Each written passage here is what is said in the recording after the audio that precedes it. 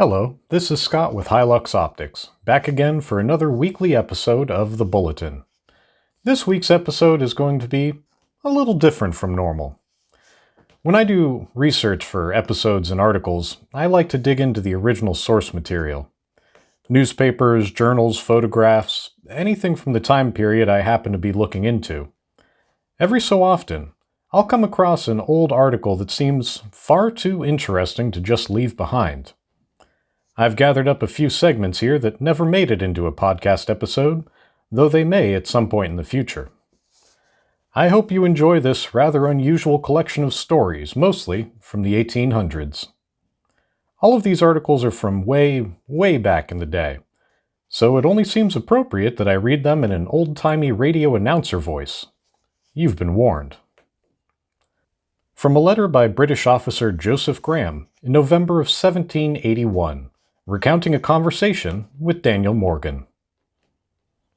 I saw that they were led by an officer on a grey horse, a devilish brave fellow. So when we took the height a second time, says I to one of my best shots, says I, "You get up into that there tree, and single him out on the white horse."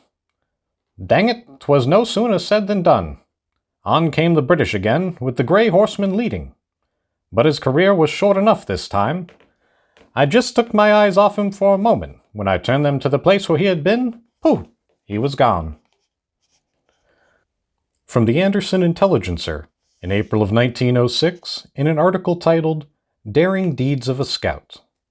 The story offers recollections of 1861 and 1862, so it will be placed here out of publication order. On short notice, T reported to brigade headquarters, and from there he was sent to corps headquarters. He was put on what we call the Army Detached Service, and was made a special sharpshooter and given a Whitworth rifle, one of the finest long-range guns that we had. It also had a globe sight. Now with this globe sight, a man could take as accurate a sight at half a mile as he could with the naked eye at a distance of 75 yards. With the aid of a graded guide sight and a certain number cartridge, a good marksman could hit a bullseye at 800 yards. Now to give some idea what a sharpshooter with one of these guns could do, while we were in line of battle, not far from Spotsylvania, our vedettes were in a body of woods on one side of a field, and the Federal vedettes were in a field of woods on the other side, at a distance of 700 or 800 yards. A sharpshooter on our side noticed a Yankee officer in the woods on the other side with his field glasses, going from one point to another, examining our line. He came to the nearest point to this sharpshooter, took position behind a large tree, adjusted his glasses, with his shoulder resting against the tree, and stuck his head out looking at us. The sharpshooter took aim at his head and fired, striking him and killing him. Tom Paislinger, who was an independent scout in the Yankee lines, that night brought the news that one of our sharpshooters had killed General Sedgwick, a major general commanding a corps out in the vedette lines that evening. From the Journal of New York, in January of 1896, in the article titled, The Whole World Endangered by New York City Scientists, Deadly Germs in Incredible Numbers Carefully Cultivated in Local Laboratories.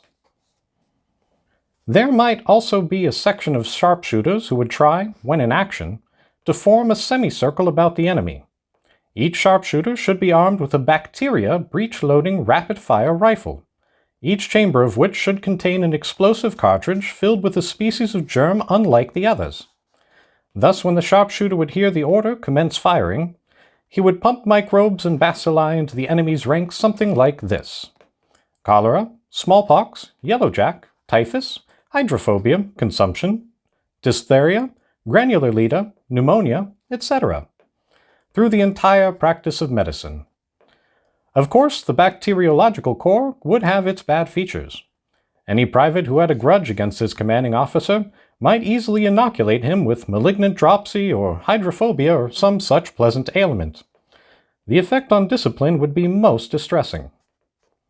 Another danger would exist in the fact that it would probably be impossible to prevent germs from flying back and killing the men who started out to kill their enemies. Microbe warfare thus might be a boomerang. But at any rate, it would stop war. It would kill all the fighters. From the Morning Times, January 3, 1897, in an article titled, No Sea-Girt Team. The association has another object in view. It is the intention to make the reindeer of a national character. Congress will be asked this session to appropriate $5,000 to be expended under the direction of the National Rifle Association. It is to be used to encourage interstate rifle competition. It is agreed that in no other place in the country could a national range be so well established as here. With $5,000 to appear as prizes, it is thought that a number of teams from various states could be secured. The certainty of camp in June, too, makes it an impossibility for a brigade team to go to Sea-Girt. It could be sent, of course, but it would be by tight squeezing. From the Eola Register in March of 1899, in an article titled, A Thrilling Tale. I came near getting plugged that afternoon by a sharpshooter. I was looking over our works trying to locate a sharpshooter who had been giving us lots of trouble, when my companion hollered, "Duck!" And as quick as a flash I dropped my head down behind the wall when a bullet came over where my head had been and hit the ground just behind me. He had seen the flash and saved me. This segment is from the English Review, dated September of 1920, in an article titled, British Snipers, an account of the training and organization of snipers in the British armies in France. But we had no snipers, men specially selected and trained to find small and indistinct targets, to shoot at them on their own individual initiative and be sure to kill at the first shot. When both sides settled down to trench warfare, the Boche sniper showed the value of his special training. Often behind his trench line as well as in it, and from cunningly constructed and concealed posts, he kept a vigilant watch on our lines. He picked off sentries and observers, who carelessly or sometimes unavoidably exposed themselves. Many officers were picked off when carrying out the dangerous but essential duty of making a daylight reconnaissance, until at least the Boche sniper dominated our trenches in no man's land so effectively that it became urgently necessary to take steps to deal with him. At first, this form of warfare appealed most strongly to those battalions which possessed keen hunters among officers and men. That is why snipers were first organized most effectively in the Canadian and Highland regiments. And I'd like to finish up with another direct quote, as is tradition. This detailed less the duties and goings-on in the world of sharpshooters, but was of a more personal nature. From the Daily Union, in November of 1848, in advertisement. The Wagga sharpshooters respectfully announce that their first annual ball will be given at Oddfellows Hall on Monday evening, the 18th December. The company, in this their first effort, earnestly solicit the presence and cooperation of their friends and of the citizens generally, assuring them that no pains or expense shall be spared to make the entertainment in all respects agreeable, and such as to merit the commendation of the public. Tickets $1, admitting a gentleman and 2 ladies. A follow-up article sometime later states, The Wagga sharpshooters attracted to Oddfellows Hall, probably the largest assemblage of ladies and gentlemen that capacious saloon has ever contained on a similar occasion, not less than 800 persons being present. The estimation in which the sharpshooters are held by the residents of the Northern Liberties, where they were organized, was fully displayed by their attendance.